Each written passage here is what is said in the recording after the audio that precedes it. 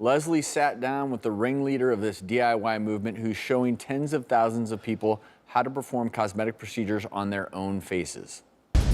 Thank you for joining me, Kim. Thank you for having me, Leslie. So what do people call you online? I had one subscriber call it my rebellious skincare channel. So tell me, Kim, what made you want to do all of these cosmetic procedures on yourself? Maybe it's a bit of naivety on my part. I felt like there was enough information online. I was getting tired of making appointments. I felt like these things were things that I could pretty much do myself. You've come this far. Why not just become a nurse or a doctor? There are so many tutorial videos on YouTube. I guess I could watch a video on how to change my oil, and does that qualify me to work at Jiffy Lube? I don't know, but does that mean that I can change it for myself at home? Yeah. What made you want to share the knowledge that you have with thousands of other people who watch your channel? I kind of knew on my YouTube channel if I released a microneedling video, they might get some attention. I just had no idea how big the community of DIY skin enthusiasts really was. This is really popular. You have thousands of people on your Facebook group.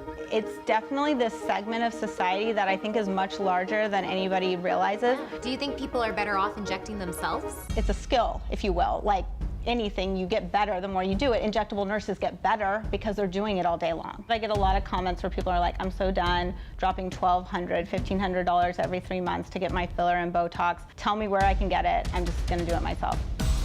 We buy out of Korea, and I found a site, so I ordered the first one. I thought it looked good. These are non-FDA approved products. How do you know they're safe? The only thing I can say is that I've injected it in my face and I stopped wrinkling.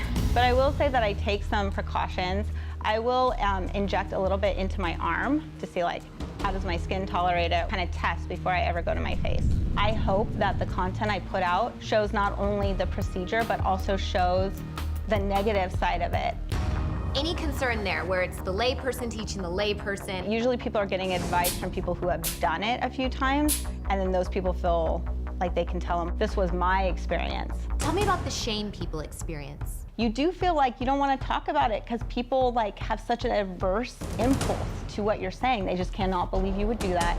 And then I go to my community of like-minded soul sisters, and they're like, yes. But you are training people in a way.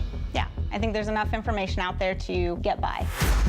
You did tell me last night you did a Botox facial and you injected yourself by your eye and got a little bruise there. I did, I got a little bruise. Things like that happen, and I shared it in the group. I always want the negative side seen just as fast as the positive. At the end of the day, people are looking at you and they're like, she looks great. I want to do what she's doing. Yeah, I mean, it's the same mentality of going to the casino, right? Everybody bypasses the reality that they're probably gonna lose a lot of money for that concept that maybe they could win big. Hopefully, by understanding the risks, you mitigate your loss and you do come out with favorable results.